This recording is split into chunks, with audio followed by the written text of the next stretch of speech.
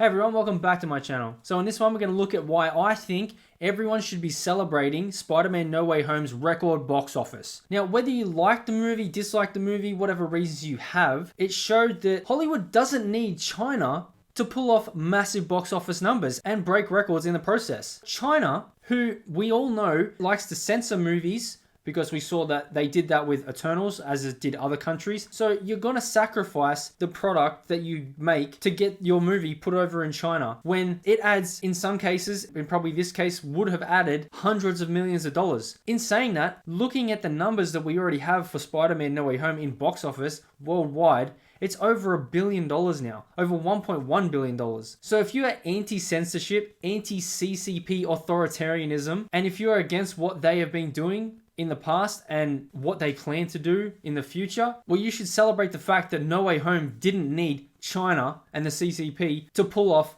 massive box office numbers and break records. Now, the end goal for Hollywood obviously would be to not be reliant on China and their box office, and then their movies could stand on their own and make these numbers going forward without having to worry about what movie we put out in China when we have to censor it. Now, having said that, Hollywood can maintain box office numbers like No Way Home if they continue to produce good content like No Way Home. It is story driven, and it's about fan driven and audience driven cinema. People want to go out and watch this movie, even though we've heard all the other pandemic excuses and everything. Well, people still want to go out in record numbers. People want to see a movie that gives them something that they want to watch and come back and see something that is just like that. Because they want to, obviously, go watch movies and spend their money doing so. But the precedent, unfortunately, has already been set by Hollywood, and the standard has already been set in movies like Shang-Chi. We saw was marketed as being the first Asian American actor or character in the MCU. They pushed that pretty hard. Not really many people cared about it. Yes, it broke a Labor Day weekend record, but Spider-Man No Way Home more than doubled Shang-Chi's numbers in terms of box office in 12 days. This is also a movie where actors on this movie had their past dug up, and it revealed some things that were pretty controversial. And then they also said things that were completely misconstrued because they're pretty stupid. So let's take a look at what happened with Simu Liu, the main actor, main character in Shang-Chi, Legend of the Ten Rings. Simu Liu was found out to have supported terrible people in uncovered Reddit posts, which we'll have a look at some of the screenshots here.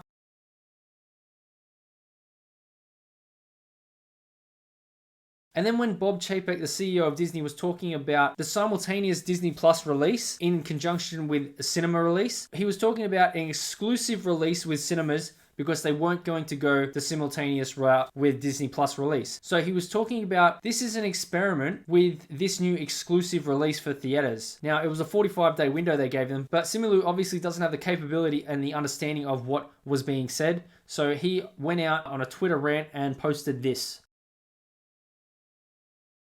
completely misconstruing what Bob Chapek was saying, and people even brought it up and they said to him, why are you making this about race? The other reason why this will not work is because Hollywood's precedent has been set, and it's even further been set by movies that just came out like The Matrix Resurrections, which was an absolute flop. Look at the numbers that we have here for Matrix Resurrections. Absolutely terrible. And then if we also look at West Side Story, which recently came out, this is absolutely abysmal. No one was asking for these, and look how they do. See what happens when you make movies that fans want to see? People will turn out and watch these movies. And then Hollywood, if you want to make movies that no one was asking for, if you do not have that China box office, you are going to struggle. But if you make movies that people want to see and come out and see again and again, then you could stand alone on your own. But if you're going in the direction you are now, you're going to need that China box office, which is unfortunate. No Way Home should be the wake-up call that the industry needs and Hollywood needs to see what can work and what people want to go to the movies for. But unfortunately, future projects like the race-swapped Snow White, also a race-swapped Little Mermaid, Hollywood shows exactly which direction they want to drive their movies, into the ground with things that nobody asked for, with race swaps, gender swaps, to take away from the original story that people want to go see, just to appease a few people on Twitter. And it's ultimately going to destroy